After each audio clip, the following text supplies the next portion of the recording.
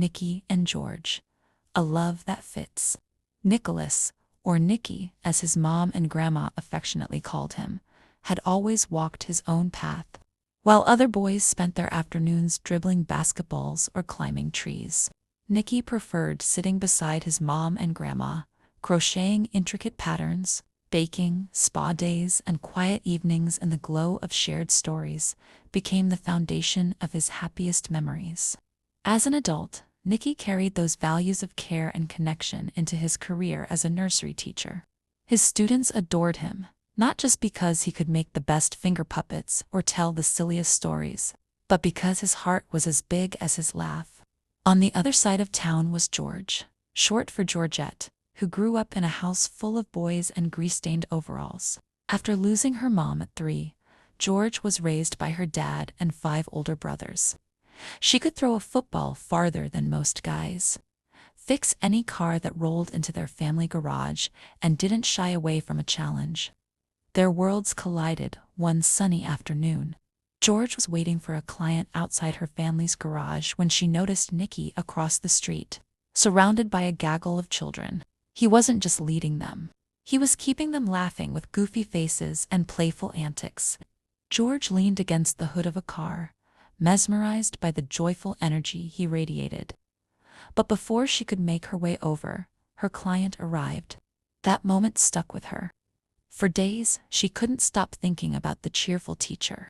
Eventually, she found herself at a cafe near that same crossing, hoping for another chance to meet him. Fate delivered. Nicky's car sputtered to a stop right in front of the cafe. George grabbed her toolbox and walked over with her signature confidence. "Need a hand?" she asked, flashing a grin that made Nicky pause. He stammered out a thanks, watching in awe as George quickly diagnosed and fixed the issue. When he offered her money, she shook her head. "Buy me a coffee instead." "Not today, though. I've got work. Give me your number, and we'll plan it." Intrigued and slightly flustered, Nicky agreed. Their first coffee date turned into hours of conversation. George loved how genuine Nicky was, and Nicky found himself captivated by George's tenacity and humor. She was bold, a little rough around the edges, but so warm beneath it all. Over the next few weeks, George pursued Nicky with the same determination she brought to everything in her life. She'd stop by his school with flowers, leave snacks for him at the front desk, and even sent him a handmade card with a doodle of a car and a crochet hook. Nicky couldn't help but smile at her persistence, but his heart wrestled with guilt. One evening, over coffee, he finally told her the truth. "George, I can't do this. It's not that I don't like you, I do, but I have responsibilities. I need to pay off my loans and make sure my mom and grandma are comfortable before I can even think about a relationship." George looked at him for a long moment, her heart aching but understanding. "I get it," she said softly, "but I'm not giving up. I'll wait, Nicky, as long as it takes." True to her word, George gave him space. For 2 weeks, Nicky didn't hear from her, and the absence hit him harder than he expected. Every little thing reminded him of her, how she could talk about engines with the same passion he had for crochet, how she made him feel seen in a way no one else had. Then, one afternoon, as he was leaving school, Nicky spotted her. George stood outside, holding a single flower. His breath caught. "George," he whispered, almost afraid to hope. "I'm back," she said with a sheepish smile.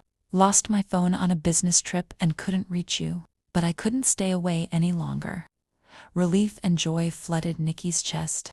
"I missed you," he admitted. George's grin was as wide as the sky. "Good, because I'm not going anywhere." Their relationship grew slowly but beautifully after that day. George learned to be patient with Nicky's cautious nature, and Nicky discovered that George's boldness was the perfect balance to his quiet steadiness. Nicky introduced George to his mom and grandma over tea and fresh-baked scones. The two women adored George's down-to-earth charm, especially when she insisted on helping Nicky repair a squeaky chair in the living room. Meanwhile, George found herself fascinated by Nicky's world, watching him crochet with meticulous focus, laughing at his playful impressions of his students, and marveling at how deeply he cared for those he loved. George showed Nikki how to kick a soccer ball properly, and Nikki taught George how to crochet a basic square, though hers came out lopsided. They spent weekends exploring new recipes in the kitchen, or taking long walks, sharing their dreams and fears. For Nikki, George became more than a romantic partner. She was his teammate, someone who encouraged him to dream beyond his responsibilities. For George, Nikki wasn't just the man she loved. He was a reminder that gentleness and strength could coexist beautifully. By the time Nikki's loans were paid off the following year, they had built a love that felt unshakable. Nikki planned a quiet dinner to celebrate his financial freedom, but George had other ideas. That night, she surprised him with a picnic under the stars. "You've worked so hard," she said, handing him a small wrapped box. Inside was a crocheted keychain she'd made, a little car with a heart stitched on the roof. Nikki laughed, tears shining in his eyes. "I love it," he said, pulling her close. Their journey wasn't conventional, but it was theirs. A patchwork of moments stitched together with patience, love, and a mutual respect for each other's worlds. Subscribe for new uplifting tales every day, and let's spread positivity together.